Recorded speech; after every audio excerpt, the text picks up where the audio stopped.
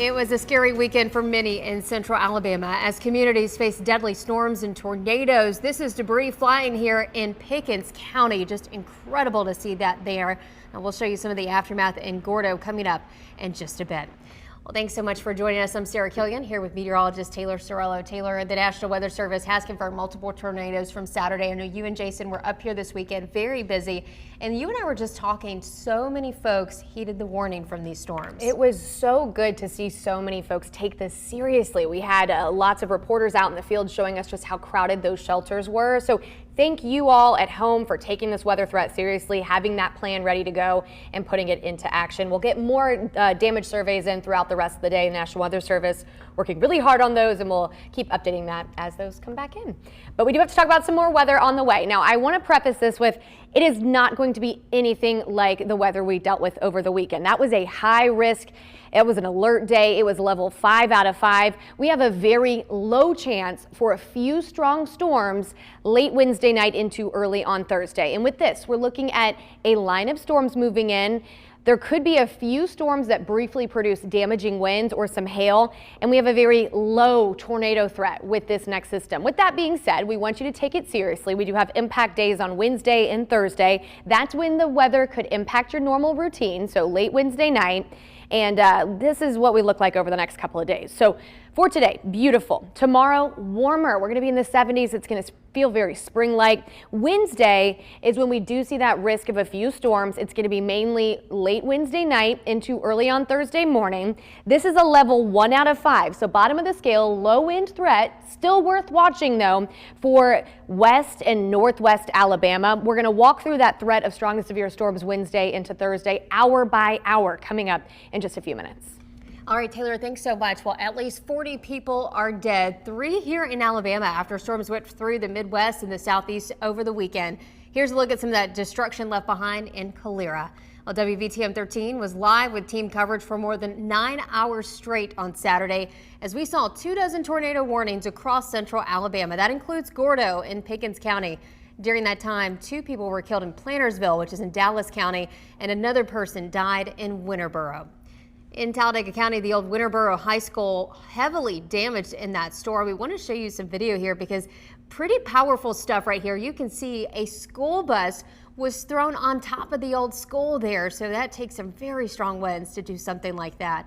According to Governor Ivey, there are reports of damage like this in at least 52 of Alabama's 67 counties. She goes on to say, quote, "We pray for our first responders, emergency management officials, and linemen who are doing incredible work on the ground right now." Many of those crews are working to restore power to people across the state, but the situation quickly improving as of this morning, just around 1,700 Alabamians without electricity. In WVTM 13's Maya Caleb right now, live in one of the hardest hit areas for us. This is Sipsey. Maya, what are you seeing out there? Well, just over my shoulder, you can see that there are crews that are actively working to clear debris and limbs from trees that have fallen after a tornado ripped through this area in Sipsey. And the damage that we've seen this morning honestly has just been devastating. We did see a crew working on power lines earlier, and a trailer appears to have been tossed into a tree. And it was just heartbreaking to see the toys, the strollers, and the household items all around that damaged trailer. Across the street from the trailer, we also saw an uprooted tree with limbs scattered around it. The roads at least are clear, despite, them blocking it off as they're continuing to try to clear some of these limbs out of the way. But we can recognize there's definitely going to be some time before this community in Sipsey recovers. And we know that survey crews are also supposed to be coming out here and assessing that damage while these crews continue to work on removing those trees and cutting the limbs. Live in Sipsey, Maya Caleb, WVTM 13. Maya, thank you so much. We want you to take a look here at some of the damage that Sky 13 captured. This is at Burton Campers down in Calera. You can see many of those trailers overturned from the tornado that hit there. This is certainly why you cannot stay in a mobile home if there is a tornado. There's debris all around there and structural damage to the building there at Burton Campers. We also want to take you above the Alabama Army National Guard building, which is also in Calera. Take a look at some of that roof damage. You see a huge hole ripped through the roof. A wider view there shows another larger hole in the back of the roof. So some heavy damage to the National Guard. Next, we will take you to Calera Baptist Church. A similar view here. The roof ripped off with that powerful storm there. Some church members came out yesterday to help clear some of the debris and start patching things up. And as you've heard, crews with the National Weather Service are surveying areas of tornado damage. They've identified 16 suspected tornadoes from Saturday's outbreak. Here's a look now at possible tornadoes seen from a Northport neighborhood just behind Tuscaloosa County High School. Several tornadoes ranging in strength from EF0 to EF3 have already been confirmed. And while it will take several days to survey the damage across the state, here's a look at the confirmed tornadoes that we saw across Alabama. You can see an EF0 tornado confirmed in Bibb County near Thomas Mill with winds of around 80 miles per hour. An EF3 deadly tornado in Plantersville. And Shelby County saw 2 EF1 tornadoes, one in Calera and one near Highway 25 and County Road 19. And finally, an EF2 tornado confirmed in Winterboro. The National Weather Service, they plan to survey damage in Pickens, Tuscaloosa, Walker, and Pike counties today. Meanwhile, communities are picking up the pieces those storms left behind, including in Calera and Shelton County. Take a look at some damage here to homes, clothes, and furniture just spread across the area. Several mobile homes just torn to shreds. One even picked up from its foundation by the powerful winds and dropped feet away.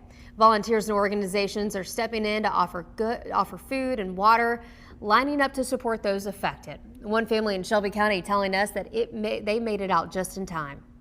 As soon as we got up there, it was hit.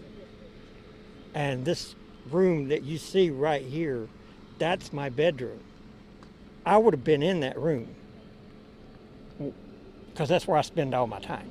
When you look at just the contents of your bedroom out here like this on the ground, what goes through your mind? Well, I'm alive and it's just material stuff. We can start over. And the amazing thing about it is yesterday when I went to pay the insurance on my truck, I took insurance out on the trailer. Wow. And they said it will be covered, so looks like I don't have to worry about stuff. Well, the American Red Cross also plans to lend a helping hand to those in need. Well, as the recovery effort continues, President Donald Trump says his administration is keeping an eye on the devastation in the South.